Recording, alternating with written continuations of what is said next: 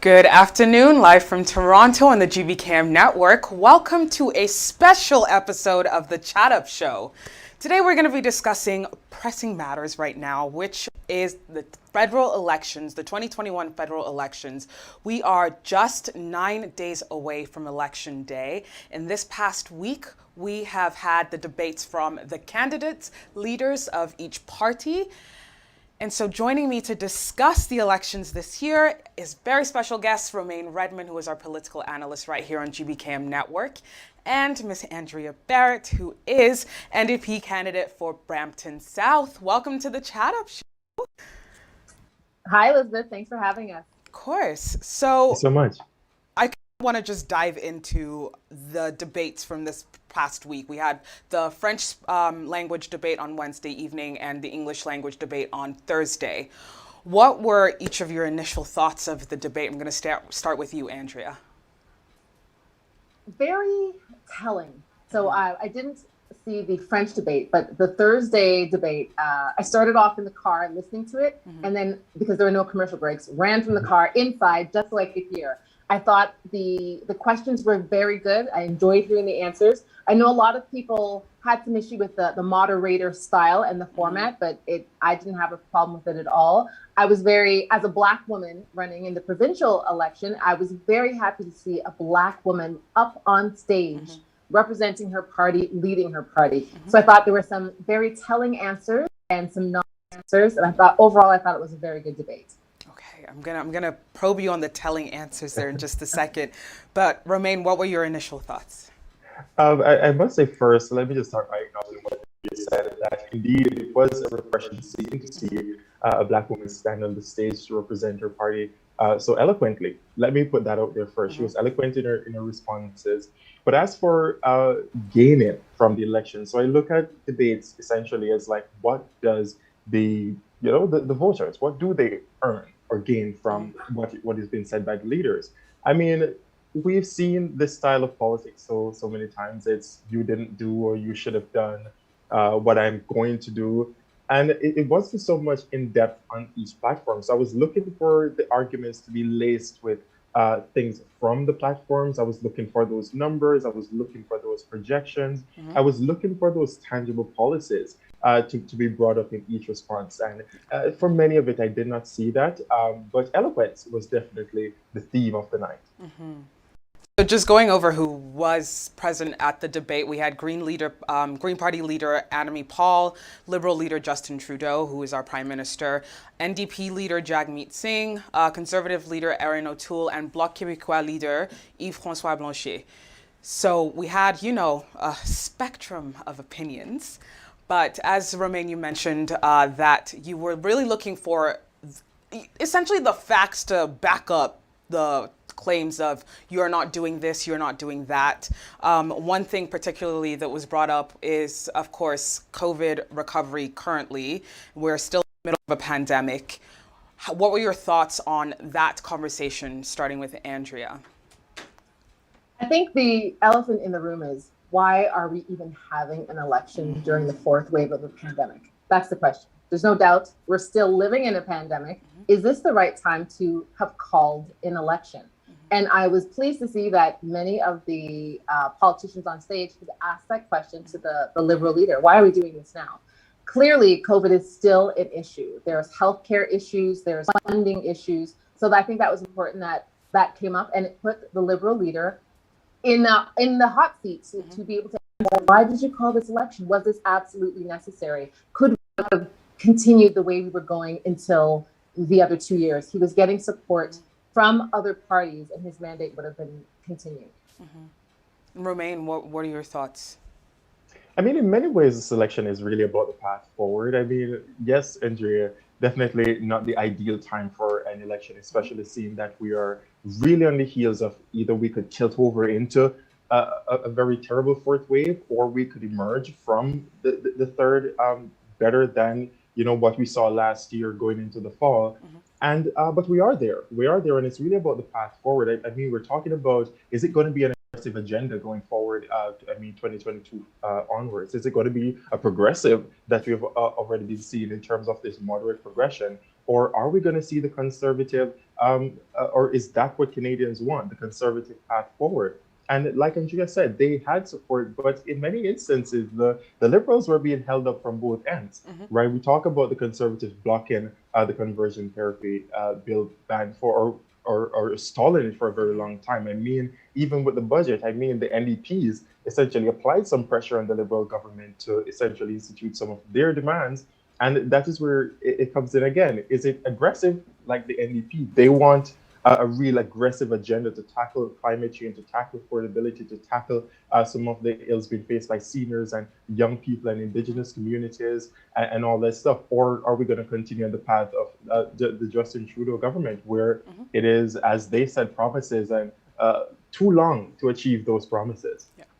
And sorry to interrupt, Elizabeth. I want to say, Romain, you did forget to mention the other two parties. You mentioned Liberals, Yes. You mentioned Conservatives, you mentioned the NDP.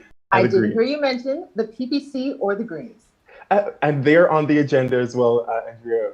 My bad with that one. They're also on the agenda because as we're looking at the polls, their numbers keep going up, especially for the PPCs. But the Greens also have this stronger position in their leader this year. And despite the internal battles that she's been having from her party, she is leading a charge for the Green that, quite frankly, we haven't seen in a very, very long time since the party emerged.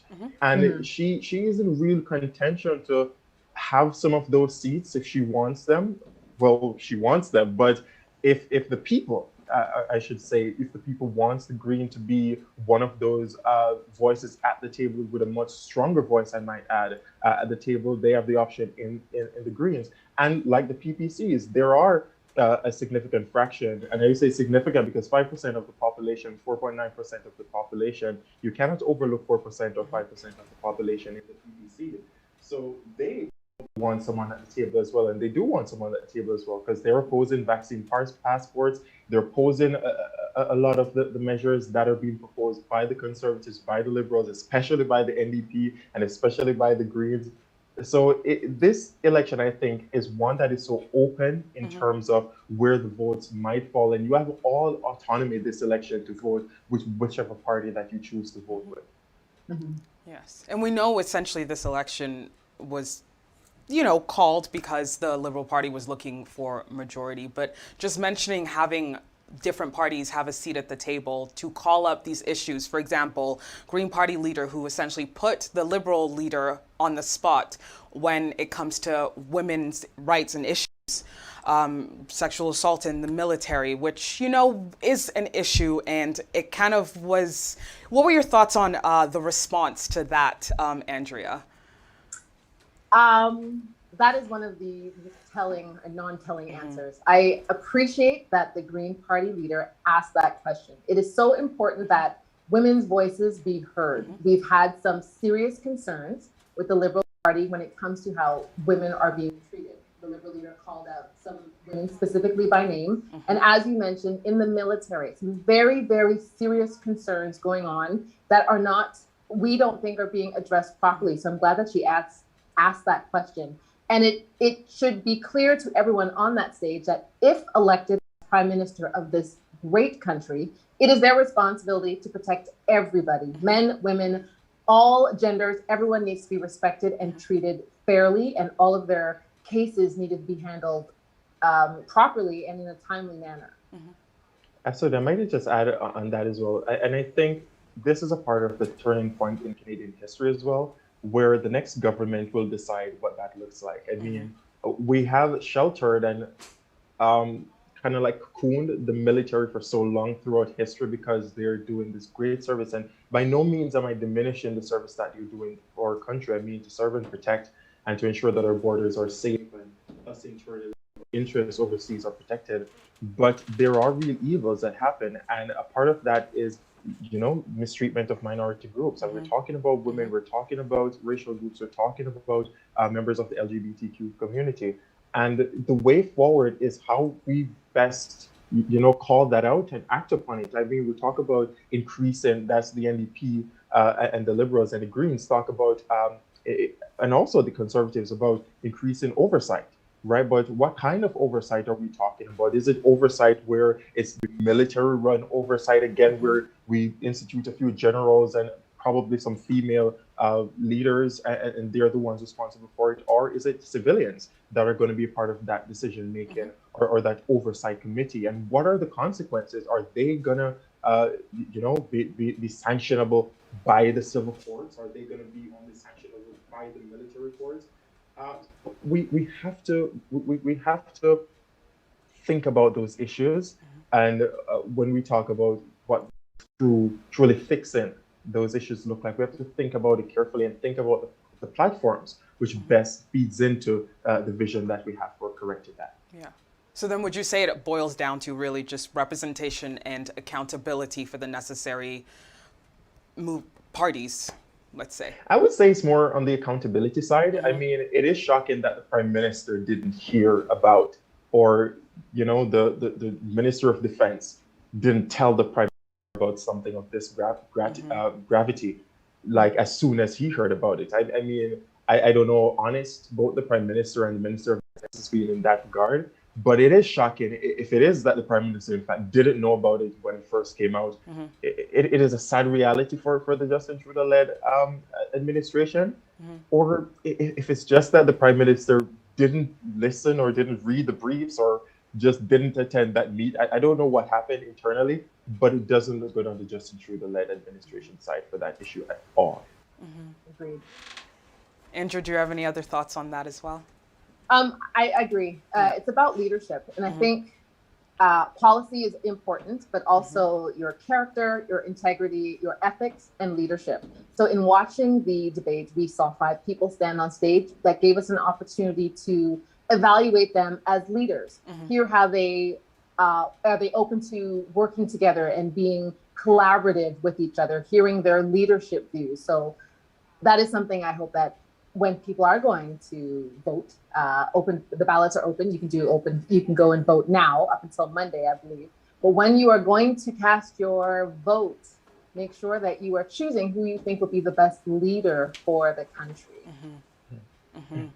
And just to add on that as well, I think what we must also make clear is that there are very different agendas within each party, right? And we talk so much about collaboration, but let us be honest, the NDPs and the Greens, they don't always support the Liberals. So even in a minority, they struggle.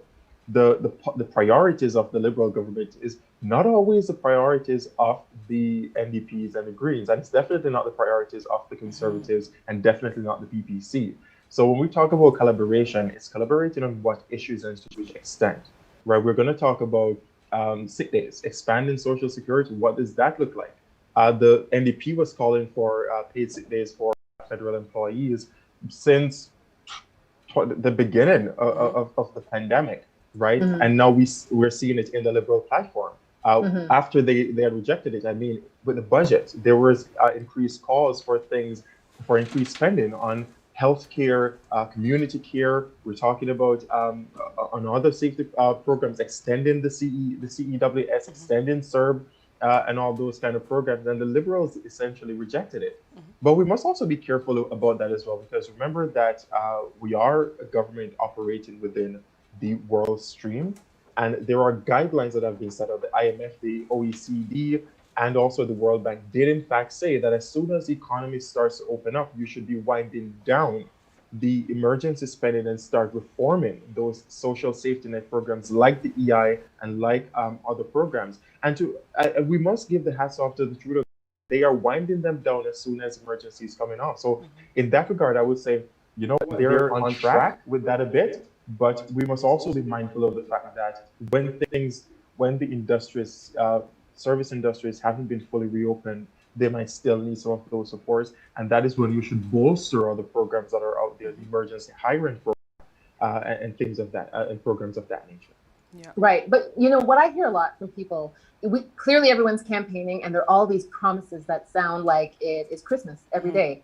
Why all of a sudden now are you offering and promising these things when, if you're, let's say, the Liberal Party, you had 6 years to do all of this? Why are you offering more money for healthcare, housing, more money for premiers, more money for entrepreneurs? Why are you doing this now? You had 6 years to do this. The other parties, we all understand why they're saying if they get into power, this is what I can do for you. A, B, C, and D. Hearing it from the party already in power doesn't seem as sincere. Why are you offering this now? You should have done this before you called the election. So in all I due can fairness, see the though, struggle. I see the struggle that some people have in watching the debate and in making their decisions, and the skepticism, and sometimes they say there's voter apathy, especially in our community. They say Black people don't vote. We don't go out there. We don't vote. You can almost understand, unfortunately, why there is some apathy, just the way the system is. But that's a valid question. All of these promises, Romaine, are coming now. What happened to last month or 6 months or 2 years ago? Yeah. It is so true, but we must also be fair that federal transfers have been increasing at about 4% for the past couple of decades, for the past like 10 years, right? It has not been at the rate of that the NDP wants it to be at.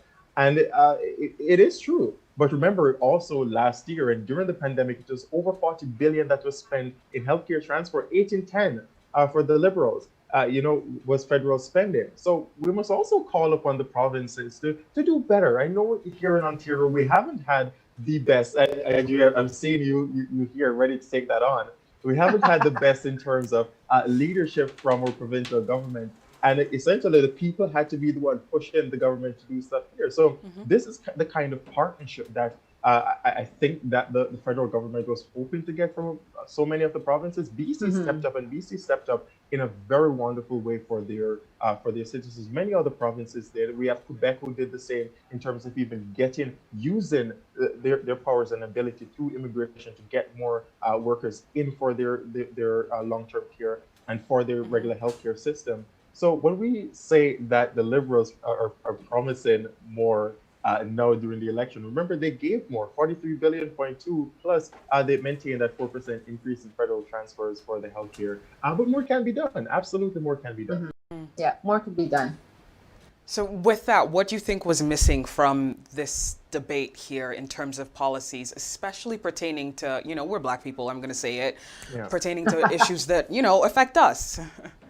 Well, let's just say the Conservatives didn't lead into this election cycle on the strongest footing, on any footing rather, with the Black community. First of all, that section was absent from their platform, so that was a big tell as to what the priorities in that regard will be.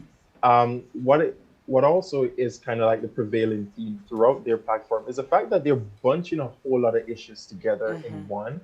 And they're not doing what is necessary. I mean, we heard from the central bank, you have to make those targeted investments because the recovery is not even, and the pandemic was not an equal, it didn't equally affect us, right? Right. So Black people were losing and marginalized people were losing their jobs at much higher rates. They were getting sicker at much higher rates. So the investments coming out of the pandemic must require that, there is this targeted approach to how we go about healthcare, how we go about returning those jobs in the economy. It must be about how we cater to things like mental health and the Indigenous communities as well, because the Indigenous community was having terrible footing before we went into the pandemic, and it got worse during the pandemic. We saw in BC an entire village was essentially wiped out because of the wildfires, and this is a trend that will continue.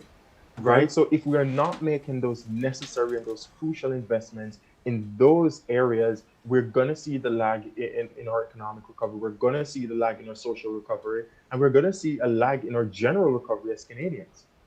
I agree. So I don't necessarily see anything specific in a Black lens or an Afrocentric lens, but I agree with Romaine. We need to make sure there is no lag when it comes to social services or getting the economy back on track. So we all are dealing with the same issues. We're dealing with affordability. So I live in Brampton.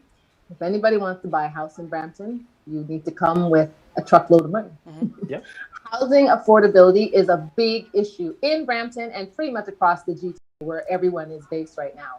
Also, when it comes to, I've heard some great talk about reducing rates, cell phone rates, cell phones, telecommunication, anything that's mandated federally like that, we appreciate. We also want to make sure that, the large companies, the large corporations, everyone's paying their fair share. We've heard record profits from some of the banks. We've heard record profits from some large companies that may or may not be Canadian that are not giving back to Canadians. So we want to make sure that, as a Black person, an Indigenous person, regardless of your background or your ethnicity, this all affects us. Affordability, making sure that you can trust whoever is in power, you have enough money to pay your bills. A lot of the income we receive right now, a lot of it goes to housing. We have housing, we have telecommunication bills, we have car insurance, we have daycare. There is like your paycheck is stretched. It is stretched. We need to make sure the government in power is helping us with that money that we are stretching. Yeah, and even just mentioning daycare, childcare was a major issue during the pandemic, especially for folks who either had to go back to work and couldn't take care of kids who were off school, staying at home. And that was also discussed in the debate as well. But just, moving on to affordability, one of conservative leaders O'Toole's policies or platform, shall we say, that he presented was, the GST holiday that a lot of people are questioning, like a month-long holiday on paying this tax. What were your initial thoughts when you saw that, presented during this campaign? I can see where the conservative leaders trying to be innovative, but this is where innovation fails, because and when you need to really sit down and listen to what the economists are saying, right? You need to really sit down and listen to what the economists are saying. As for GST holiday, what will happen in November, right? What will happen the month before when we have sales tanking for some of these companies where we're looking to really, get back on firm footing in terms of their finances? What will happen when in December, when we have that rush to get to the malls, we have that rush to get to the stores, and pandemic control and all that stuff? So what the federal minister, what the federal leader could have done was probably institute. It would have been better if he had said something like, we're going to reduce the GST by 2%, right, over a more sustainable period. But the federal leader is trying. I've seen a lot of growth. Let me say that in the conservatives platform, and it is partly a question that is largely in the political economy right now, is the extent of the social state, the welfare state. Is it expanded, and to what extent will it be expanded? And that is one of those ballot for economists like myself. That is one of those issues. How much do we want the welfare state to establish coming out of the pandemic? We've seen it after every single crisis that happens, the state expands a little bit more, right? And are we going to move to this state like the NDP envisions, where healthcare is free, medication is accessible to all Canadians, daycare is accessible to all Canadians? Essentially, higher education becomes a part of the public education system. Or are we going to continue the path with the Liberals, where it is basically what it is now? Now they're promising to permanently reduce interest rates, which is a good move forward. But the NDP was calling for that a long time ago, right? The Greens were calling for that a very long time ago. So it comes back again to Andrea's sincerity question. How sincere is the Liberal government throughout this election? And I think the Liberal government has a lot of work to do in that regard as well. But as for affordability, there are some key things that we're looking at. Of course, we want to see those housing units built. 1.4 promised by the Liberals. The NDP is going to give us 500,000. The Conservatives want to give us just about 1 million. But what type of housing are we talking about as well? The NDP are leading in that regard because they've been increased call for things like social housing. Different styles and models are reimagining the housing model that we have for Canada. And the Trudeau government is essentially pushing forward their national housing strategy, which is apartment style, kind of like housing, and again, leading into some of those traditional housing units as well, repairs, especially in that regard. So when we hear of affordability, right, we are literally questioning, when I get my paycheck, how much of this will I actually get to enjoy? How much of this will I be able to put aside for the future if something happens? Do I need to have a second, third job while I have a 9 to 5 today? While I have a 9 to 5 as well. So that's just some of the things that we have to think about. Yeah. And I think during the debate, there was a woman, an older woman, who was saying that she is still working. She did not think she would still need to be working. She looks like she is, let's say, north of 60. Should our grandparents or our parents, when they're older, should they be working in their 70s and onwards? Should they not have enough security in their homes and just money that they can? They've worked hard. They've worked hard. They put in their time. They should be able to relax and sit back and enjoy a pension and enjoy, the rest of their lives. They shouldn't have to worry about housing. Housing and healthcare is not something any Canadian should have to worry about. Housing and healthcare, you should be able to be housed somewhere. And when it comes to healthcare and pharmacare, my parents, seniors, I am at the pharmacy on a regular basis.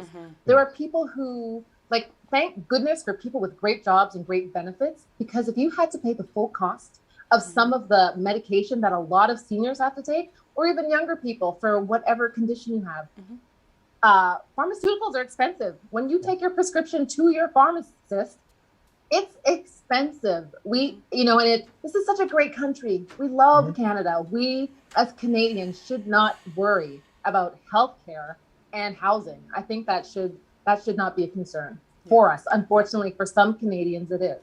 Yeah. And we know that. And that too is a very double-edged sword as well. So sorry, Elizabeth, no worries, go ahead. Because we're talking about even getting pharmacare together and getting, whatever is necessary to get pharmacare going. And a key part of that is, of course, passing that legislation that the Trudeau government has to draft in terms of getting those medication prices down. I mean, if we can save $3 billion by just getting the cost of expensive drugs down, it is a significant savings before we march on to pharmacare, because that the government has to consume that cost. So what I think we need to do in that regard is follow through with that key piece of legislation to get that in, so we can get the cost of drugs down, because it's unfair. A lot of countries throughout the G20, they have lower, and the G7, well, G20, especially those Scandinavian countries, they have lower drug prices, right? Yes. And that is something we should be benefiting from as well. So if the Trudeau government can actually push that through, and I'm seeing, because based upon what is happening now, they're trending for the minority, right? But still lead. If they're the ones who are re-elected for third term, I hope they get those key legislation through so we can move forward with pharmacare, right? And then we even talk about affordability as it comes to seniors. Remember, the transformation in seniors policy was reversing that retirement age from, or GIS age from 67 back to 65, right? And of course, increasing the amount of money that goes into the guaranteed, the GIS program and the OAS, right, which was crucial to help so many of the seniors out during the pandemic, and even as we emerge from the pandemic. And as you said, we do need more programs in place. We do need a better safety net for our seniors, and it trends towards the left to give us those better policies, because we look to the right, and the right isn't offering much in that regard. Yes, we can talk about caregivers, giving them more money in their pockets, but of course, what about those seniors who want the independence of living by themselves, of not necessarily going into long-term care, right? So those options that we're exploring on that, and I think the NDP and the Liberals, they have the edge, especially the NDP in that regard, to delivering for seniors. Yeah. On that note, we're going to take a quick commercial break, but stay tuned. We'll be back discussing the 2021 federal elections. Do you want to be your own boss and make income or extra income with flexible schedule? Welcome to Keenan Courier. Keenan Courier works as a marketplace platform connecting customers who need something delivered with drivers that are willing to serve them. Courier with any vehicle, better trip allocation, and cash out your earnings whenever you want. Download our driver apps today to sign up. I just saw Hello and welcome back to the Chat Up Show. I'm your host, Elizabeth Oloidi, and today we're discussing the 2021 federal elections. Now, yesterday we actually went to an event to hear a speech by our current Prime Minister and Liberal leader, Justin Trudeau, where majority of the speech was heavily focused on COVID recovery, essentially getting as many people vaccinated so that we can get back to out there, get back to work as much as possible and as regularly as possible and back to our normal life and routine. And just thinking of all the things that have we've discussed before and how much the pandemic has heightened and exacerbated a lot of the issues, especially when it comes to housing. We saw here protest of people protesting for the homeless population that was often shut down by our mayor in Toronto. And speaking of people who needed the CRB, and now, as we said before, we're coming off those emergency services as we're reopening the economy, so to speak, even more. Where do you stand in terms of your thoughts on the COVID recovery, especially moving forward? Because that is very paramount right now, and it affects a lot of the issues we talked about: long-term care home, healthcare. Our healthcare industry was severely impacted by the pandemic. And the changes that need to happen so that we don't face these issues going forward are so important and paramount to a lot of what the leaders should be talking about. So what are your thoughts on that? I'll start with Romain. Wonderful. So COVID response definitely has to be centered on a mitigative kind of like lens for any further or future disturbance. I was happy to see in the Liberal platform that they're going to be dedicating some funds. I think it was 100 million or 10 million. I'm not really sure of the number at the moment, to study some of the long-term effects of COVID-19. I would hope that that would cover everything that relates to, because we know of the respiratory kind of like side effects or like triggered kind of like symptoms of COVID-19, and to better mitigate what that kind of pressure that will have on our health system as well as on Canadians. So that was a good outlook. But COVID response right now, I mean, we have to follow the experts. I mean, the experts have given us so much brilliant advice that we must learn from. For one, the central bank has been a key part in informing us as to the path that is necessary and that is needed. I was happy to hear yesterday 90,000 jobs were recovered back in August. Before that, it was 75,000 in July. So we're on that recovery path. And they essentially projected that for us to get back to the pre-pandemic levels, it's about 550,000 more jobs that we need to recover. Depending on what we're seeing right now, or linking it on what we're seeing right now, we're on that track. So it is indicative of the fact that the necessary investments which were ruled out during the pandemic, as well as during the cabinet, and thanks to the support of the NDP and the Greens and the Bloc Québécois, I think we oftentimes call the Bloc out because they really don't care about the general Canada, but they have been integral in supporting that Liberal government to deliver on some of those policies. When the Conservatives railed against the spending back in 2020, they stood up government, and the NDP, the Liberals, they formed a strong, and the Greens formed a strong coalition to deliver for Canadians. And that is what was needed. I mean, we listened to all the experts talk, and that is what is needed. So when I hear the Conservatives back then down in the policies and down in the spending, I wondered where they were getting their information from. And today we're seeing where those investments are actually paying off. I mean, we averted Great Depression, thank God, even though our numbers were into depressive states, but we averted a Great Depression. I mean, we didn't come close to what we saw in 2008 or 2009 when those financial markets crashed. But we are on a path to renew, and we talk about recovering from the pandemic, but also don't forget, recovering from the pandemic is about setting a future agenda as well. And as I mentioned at the start of the show, it's about whether we want to be aggressive, whether we want to continue, or whether we want to go back conservative. And what that looks like is essentially, doing what is necessary for Canadians, doing what is necessary to help us fight this pandemic, and put in mitigative steps. I mean, I read the PPC's platform, and they're like in line with the idea to abolish federal health transfer. And I'm like, after what we just witnessed in COVID-19, this is still something on the agenda. Everyone else is talking about increasing the amount of money that goes to the provinces, and they're talking about abolishing for some and giving them income tax. I mean, priorities are definitely something. We will always have different views in our economy, and we must always respect those. We must always respect different views in our societies. But there comes a time when we have to lead with facts, and we have to lead with the figures and lead with the proof that we have. And this is a such time where the state stepped in, the state helped, and we are reaping the rewards of that. Andrea, any thoughts? I agree with most of what Raymond said. The state does need to step in and help. Healthcare transfers to provinces, very important. And almost, how can anyone question? Every province needs support and help to help everyone in their province. The number one job of the government right now, whoever you choose to vote for, is to do what is in the best interest of Canadians. No doubt, one of the first things we need to do is stop the spread of COVID-19. So we're dealing with the Delta variant.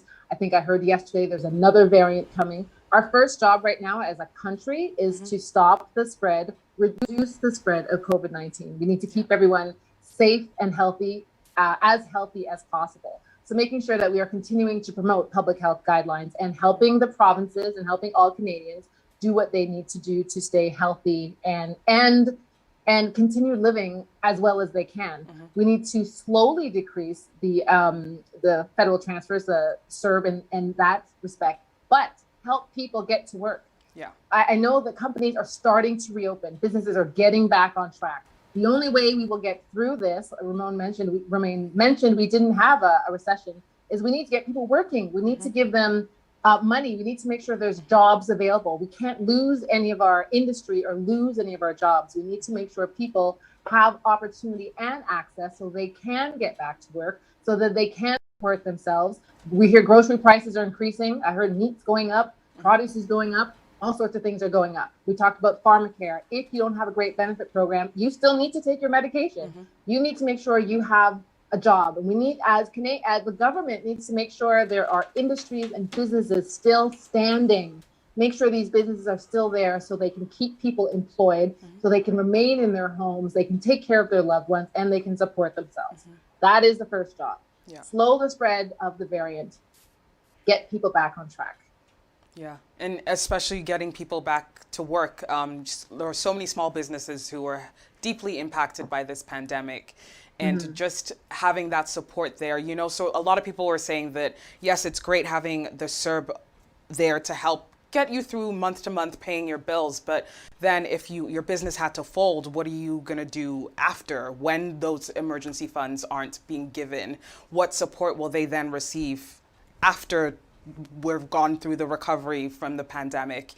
People who need to make sure that they're staying healthy. We even mentioned the long-term effects of COVID-19 that we're still trying to understand. Experts are still trying to understand these new variants. If still, again, going to say it again, it's been a topic of conversation why we're having this election now when we're still dealing with such pressing matters. So many lives were lost, sicknesses everywhere. We're seeing different reactions to COVID-19, and we're still dealing with folks who don't want to get vaccinated, who don't see why we need to be wearing masks regularly, why we need to still be socially distanced when there is vaccines available, when there are vaccines available, that we're still dealing with this pandemic, and it's not died down the way we'd like to see it go away, if I could say it that way.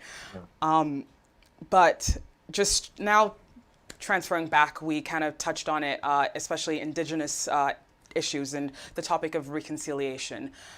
We've seen the unearthing, I don't know if that's the right term to use, but the unnamed or sorry, I'm blanking. Those unmarked graves. Unmarked graves, there we go. Yeah. And the reaction we saw to that, it was shocking for a lot of Canadians to see this happening and unfolding, that each day went on, there were more graves that were found. And our Liberal leader was called out by NDP leader, Jagmeet Singh, who essentially said, you can take a knee one day, and then the next day you're taking Indigenous kids to court. How our government is responding to this, how we, even as Canadians, are responding to it. What are your thoughts on those particular issues that were presented during the debates? Andrea. I'm disappointed that things haven't moved much quicker. It's heartbreaking. And I can't even imagine having, being an Indigenous woman, having children, and somebody coming to tell you that they're taking your babies away, and something happens to your children, and you never know what happened. You don't know where their bodies are buried. It is heartbreaking, and it is tragic, and it is a shame. And now that all Canadians are aware of this, we must do better. We must be educated. We must remember, and we owe the Indigenous peoples of this country. The Prime Minister, and the government, I don't understand how we are taking Indigenous children to court. We can talk about reconciliation, but it's about action. What are we doing? So any government, any of those 5 people we saw on stage, if elected as Prime Minister of our country, owe it to the Indigenous people to do better.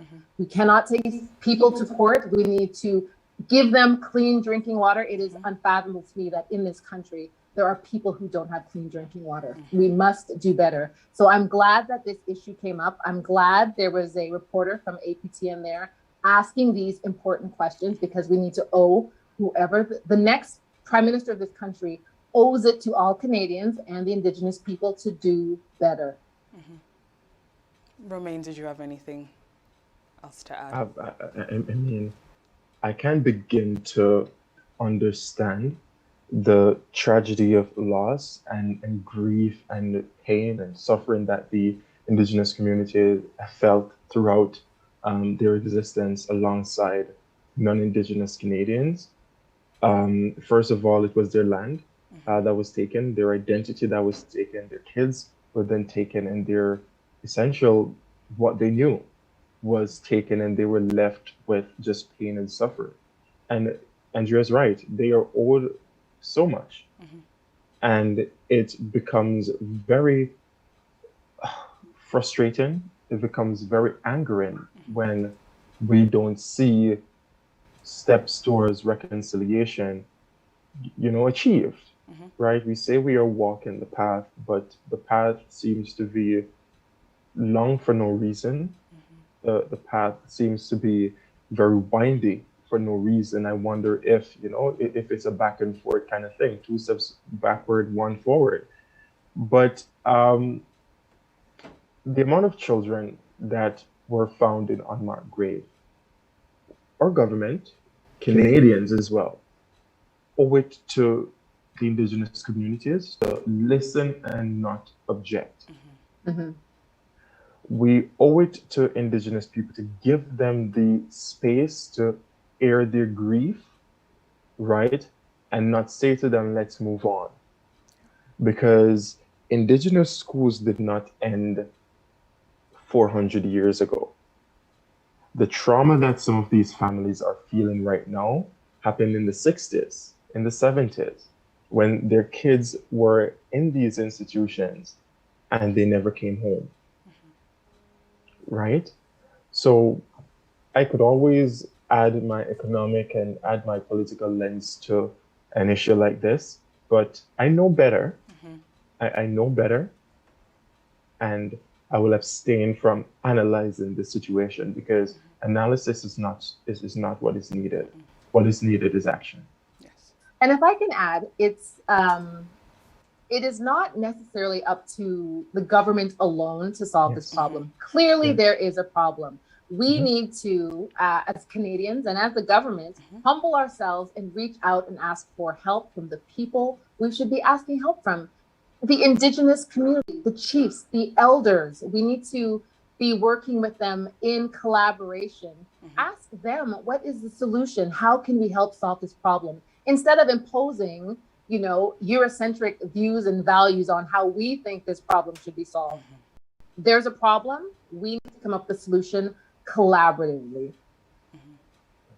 Yeah, and just a point that you mentioned, that there's a lot of talk about reconciliation, but the action is what is really missing, and what we're looking to find and to see. And it's such a sensitive topic, because these are lives that were lost, and finding out that there are more lives that we hadn't even been able to grieve. Families weren't able to grieve properly because they did not even know where these graves were. They didn't know what had happened to their loved ones. It's sad that it's gotten to this point where we're kind of like horrified watching it all unfold. But as you said, it's also up to us as Canadians to also seek out how we can help to fix this issue, because it is a problem. And if we don't step up now, it's going to continue. Who knows what else could come forward in the future. Exactly. But just before we go, any last rounding thoughts regarding the 2021 federal elections, starting with you, Romain? Well, as I said, there is a clear question that Canadians have to answer at this poll. Which path forward is the best for you, or you think is best for Canada? You can choose to go with the Green Party, led by the wonderful Miss Anne Paul. You can choose to go with the NDP, led by Mr. Singh. You can choose to go with the current Prime Minister and party, the Liberals, led by Justin Trudeau. You can choose to go with the Conservatives, led by Mr. O'Toole, or you can choose to go along with the PPC, led by Mr. Bernier. And that vote will decide what Canada looks like in 10 years, in 15 years, and in 20 years, right? So when we talk about the expansion of this social state or this welfare state that we live in, is it that we are just expanding the social, the welfare state, or is it that we're reorganizing our priorities? We hear Mr. Singh talk extensively about the tax the rich, make the rich pay, right? And is that the priority that we're going to go with, right? Where there is an equitable distribution of assets, right? Or are we going to continue on the path of negotiations and extending arms when they're essentially thrown back at the regular folks, right?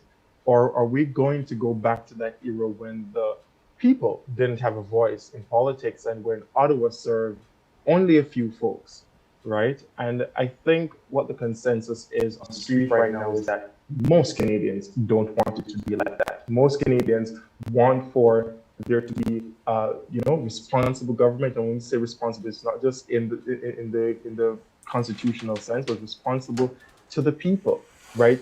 Listen to the needs of Canadians and act upon the needs of Canadians. And we're talking about all Canadians. We're talking about yes or white Canadians. We're talking about Black Canadians. We're talking about Indigenous Canadians. We're talking about Indian Canadians. We're talking about Asian Canadians, all Canadians. So the ballot is laid out. As I said, this is probably the election that is going to have, or that has the most open ballot in our Canadian history. And you can literally vote for whichever candidate or whichever party that you choose to vote for. So go out there, polls are open. So it's my final call. Polls are open until Sunday for advance, and then election day, September 20th, for you to cast your vote for the candidate that will lead Canada in the direction that you want to see Canada go into. Yes. And Andrea? It is our right and responsibility as Canadians to vote. We have the privilege and the honor and the opportunity to go out there and cast a vote. Your vote matters. Many people think, doesn't matter. Who am I? I'm just one person. Your vote matters. You are a Canadian citizen. Why it matters is because you pay bills. You go to work. You may or may not have children. You want to make sure our air is clean, our water is clean. You have a place to work. You're able to get some employment. You pay your bills. You want to make sure that we have a government that cares for Canadians, that cares for all Canadians, that represents us well on the world stage. We are dealing with climate change. We're dealing with increasing prices almost everywhere we go. You want to make sure you're voting for the right government that can work collaboratively with others and represents your best interests, not just the best interests of the party. So I encourage everyone to read everyone's platforms, go online, do some research, learn more about them. If there is a candidate in your area that you support, reach out to their office, call them, ask them questions. You have a right. You're a voter. They look to you to answer their questions. If there's somebody you support, reach out to them, help them canvassing, spread the word, call the Liberal leader, call every leader of every party if you have any questions and you want to learn more. That's your right. Make sure you make the right decision that is best for you and best for all Canadians. And like Romain said, you can go vote today. September 20th is voting day. I suspect there'll be quite long lineups, as everyone is reminded to bring their own pencil, and we'll be following all social distance protocol. If you can go vote today, if you've made a decision, go vote today. If you've made a decision, go vote tomorrow. Just please go out there and vote. Well, thank you so much for joining us today, Romaine and Andrea. And just a reminder that if you do want to go for advanced voting, polling's open until Tuesday, September 14th.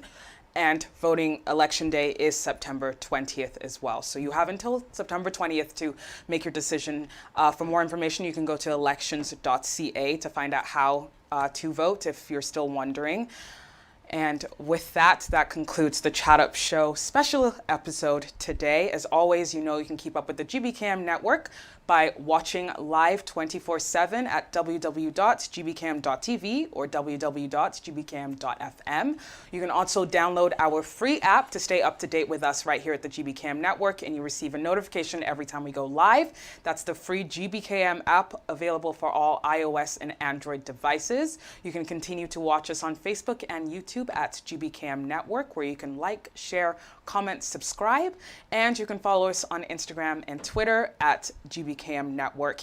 And with that, I will be back at the regular scheduled time, Wednesdays at 1 p.m. for the Chat Up Show, and I will see you then. Take care. You want to be your own boss and make income